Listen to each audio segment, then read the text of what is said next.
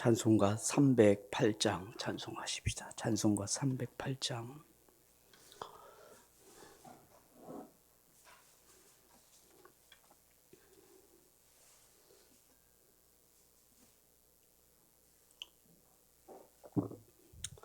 찬송가 308장입니다. 내 평생 살아온 길 뒤를 돌아보니 걸음마다 자욱마다 모두 죄뿐입니다. 우리 죄를 사하신 주의 은혜 크시니 골고다의 언덕길 주님 바라봅니다. 나같이 못난 인간 주님께서 살리려 하늘나라 영광 보자 모두 버리시었네. 낮고 낮은 세상에 사람 형상 입으신 하나님의 큰 사랑 어디에다 견주리. 예수님 나의 주님 사랑의 주 하나님 이제 나는 예수님만 높이면서 살겠네. 나의 남은 인생을 주와 동행하면서 주님 사랑 전하며 말씀 따라 살겠네. 아멘. 하나님 말씀은 요한복음 15장 1절로 2절 말씀 같이 보셨습니다. 요한복음 15장 1절에서 2절 말씀 같이 읽어보십시다. 나는 참 포도나무요 내 아버지는 농부라. 물은 내게 붙어있어 열매를 맺지 아니하는 가지는 아버지께서 그것을 제거해 버리시고 무릇 열매를 맺는 가지는 더 열매를 맺게 하려 하여 그것을 깨끗하게 하시느니라. 아멘. 사랑하는 성도 여러분, 오늘 본문에 보시면 예수님께서 비유로 말씀하시기를 자신은 포도나무가 된다. 참 포도나무가 된다. 그리고 하나님 아버지는 농부라 그렇게 말씀하십니다. 그럼 성도인 저와 여러분, 교회는 무엇이란 얘기입니까? 포도나무의 가지가 된다고 말씀하십니다. 예수님께서 참 포도나무가 된다는 것이 무슨 뜻일까요? 나는 참 포도나무요 하는 이 말은 암펠로스 해 알레디아 하는 말인데, 여러분 이 포도나무 하는 이 참 포도 나는 참 포도나무가 된다는 것은 중요한 의미를 우리에게 말씀하고 있습니다. 여러분 이스라엘 나라에서 포도나무, 무화과나무, 감람나무, 올리브나무 있죠. 이 세 나무는 이스라엘 지역에 있어서 아주 대표하는 나무인데, 특별히 구약 성경에서는 포도나무를 했을 때는 이스라엘 백성들을 상징합니다. 그래서 하나님께서 구약에 보시면 내가 참 포도나무를 심었는데 들포도를 맺었다. 그래서 불순종하고 우상 숭배하고 하나님을 제대로 섬기지 않는 것에 대해서 하나님께서는 이스라엘 백성들을 향하여 포도나무가 열매를 맺지 못한다. 그렇게 말씀하셨어요.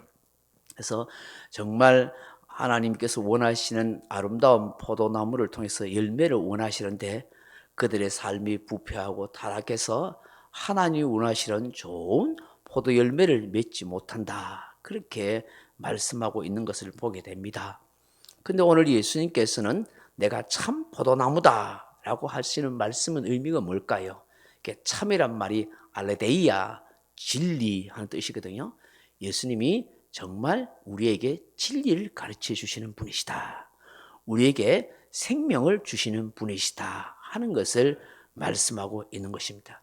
그러면 가지는 이 포도나무에 붙어 있잖아요. 접붙임 받아 있잖아요.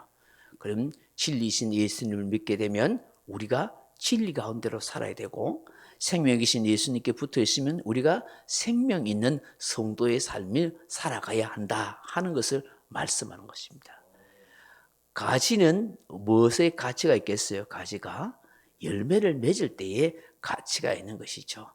참 진리이신 예수님을 통해서 진리의 말씀을 듣고 생명의 말씀을 들었으면 그 생명의 말씀, 진리의 말씀을 통해서 우리의 삶에 열매가 나타나야 된다 하는 것을 우리에게 말씀하고 있어요. 오늘 본문에 보시면 두 가지 중요한 단어가 나오는데, 하나는 뭐냐 하면 제거해 버리신다 하는 단어와 2절 하반절에 있는 깨끗하게 하시느니라 하는 이 말씀의 단어예요. 앞서서 말한 것처럼 포도나무의 가치는 뭐라고 했어요? 포도 열매에 있는 거예요. 여러분, 포도나무는 무슨 우람한 그런 제목이 될 수 있는 나무도 아니고 또 뭐 좋은 땔감도 될 수 있는 나무도 사실 아니야. 포도나무의 가치는 열매가 있을 때만 가치가 있는 것이, 그 외에는 별로 쓸모가 있는 것 아니에요. 뭐 감람나무처럼 기름을 만들 수 있는 열매가 되는 것도 아니고, 뭐 백향목처럼 뭐 큰 성전이나 집에 제목으로 사용할 수 있는 것도 아니거든요. 그러면 이 포도나무가 열매를 제대로 맺을 때에 존재의 가치가 있고 의미가 있는 것입니다. 그런데 한번 본문 1절 보십시오. 나는 참 포도나무요 내 아버지는 농부라. 무릇 내게 붙어 있어. 여기 붙어 있는 건 뭐예요? 가지를 말하는 것이죠. 열매를 맺지 아니하는 가지는, 아버지는 누구예요? 하나님 아버지다. 하나님 아버지. 그 열매를 맺지 않는 가지를 어떻게 해버린다고요?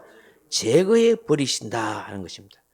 여기에서 우리가 생각을 다시 해야 하는 것입니다.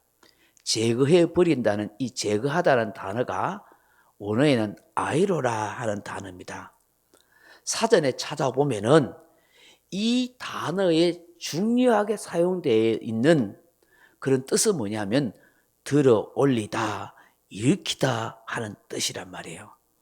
물론 여러 가지 뜻 가운데 제거하다 하는 뜻도 있지만 정말 중요하게 사용되는 단어는 들어 올리다 하는 뜻을 가지고 있는 거예요. 그러면 이 본문을 어떻게 해석해야 하냐면, 우리가 일반적으로 생각하기에 포도나무나 감나무나 열매를 많이 맺기 위해서 농부가 하는 일이 있어요. 왜요? 걸거치고 별로 쓸모없는 가지는 전부 전지해 주거든요. 잘라 주거든요. 그게 일반적인 농부들이 과일나무, 과실수에 대한 그런 전지 작업이에요. 근데 그런 개념으로 생각하기에 여기에 아버지가 열매 맺지 못하는 가지를 잘라준다, 제거해 버린다라고 그렇게 생각해요. 그럼 어떻게 이게 이해가 될 수 있냐면, 하나님은 열매를 맺지 못하면 그냥 싹둑 잘라버리는 하는, 심판하시는 하나님으로 그렇게 오해할 수 있어요. 물론 하나님은 심판하시는 하나님 맞아요. 근데 열매 맺지 못한다고 그렇게 기다려주도 참아주지도 않고 잔인하게 그렇게 탁 쭉 잘라버리는 그런 하나님이 아니라는 사실을 우리는 알아야 돼요.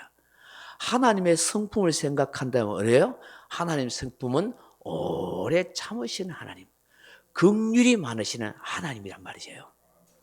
그러면 이 단어를 어떤 의미로 생각하냐면, 하나님의 성품과 함께 이스라엘의 포도 문화를, 포도나무에 대한, 농사에 대한 문화를 생각해야 된다고요.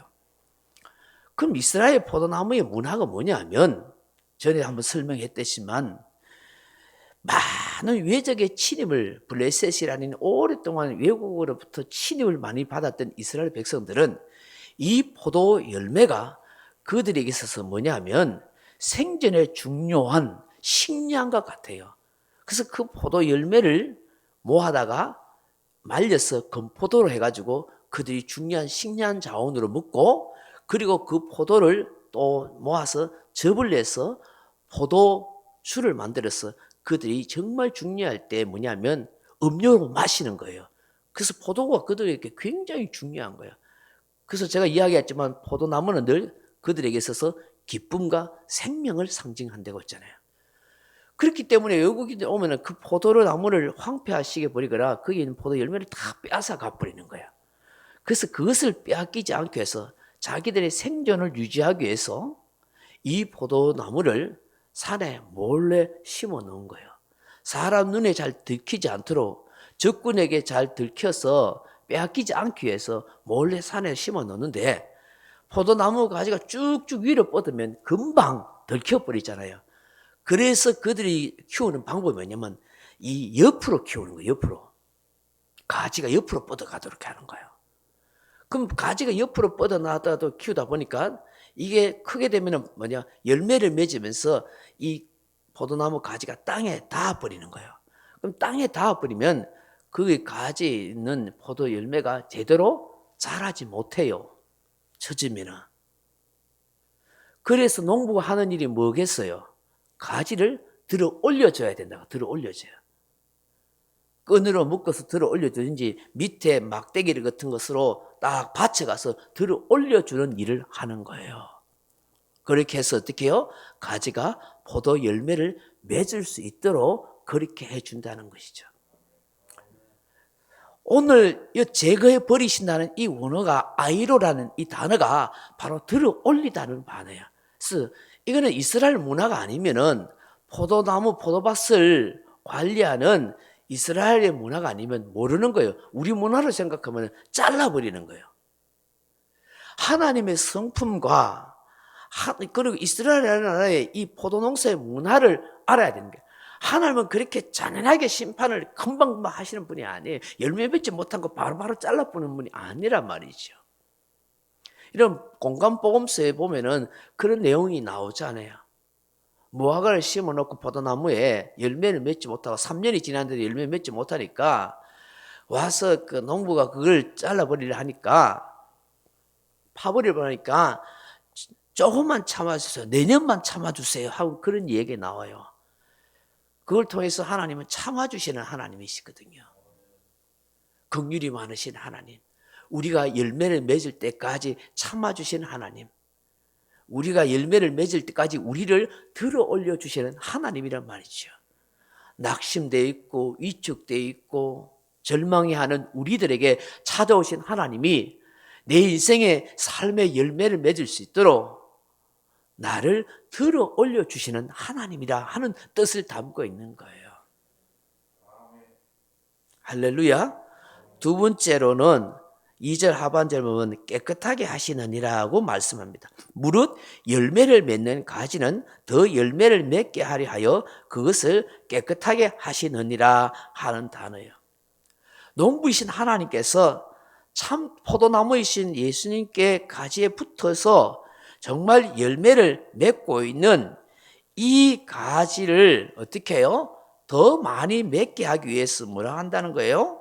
깨끗하게 하신다고 말씀합니다.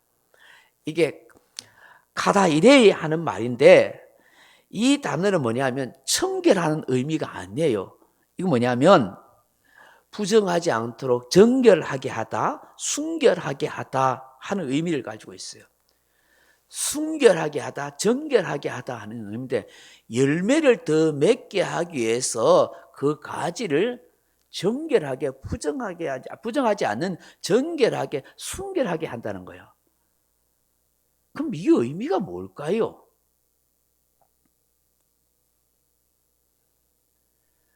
우리의 신앙의 삶에 하나님이 더 열매를 맺기 위해서 어떻게 한다는 걸까요? 연단과 단련을 통해서 더 건강한 가지가 되어서 열매 맺도록 만들어 준다는 거예요. 전 농사를 안 지어봐서 잘 모르겠지만 과일 나무가 열매를 많이 맺는 가지는 농부가 특별 관리를 해주는 거예요. 특별 관리. 그죠? 어떻게 특별 관리 해줘요. 뭐 어떻게 하든지 간에 뭐 겨울에 뭐 얼지 않도록 그 가지를 더 뭐 감싸 준다든지 더 보호해 준다든지 특별 관리를 해주는 거예요. 그럼 하나님이 우리를 특별 관리해 주는 게 뭘까요? 이런 고난이나 이런 어려움을 통해서 우리를 연단하시는 거예요. 그래서 더 성숙한 신앙으로 더 성장할 수 있는 믿음의 사람으로 우리를 훈련해 가신단 말이에요. 그래서 더 좋은 열매를 맺는 신앙인이 되도록 만들어 가시는 거예요.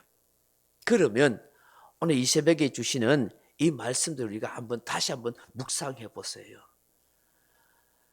농부이신 하나님, 참 포도나무이신 예수님께 붙어있는 가진 저와 여러분이 우리에게 요구하시는 것은 아름다운 열매인데 그 열매를 위해서 우리를 어떻게 하신다고요?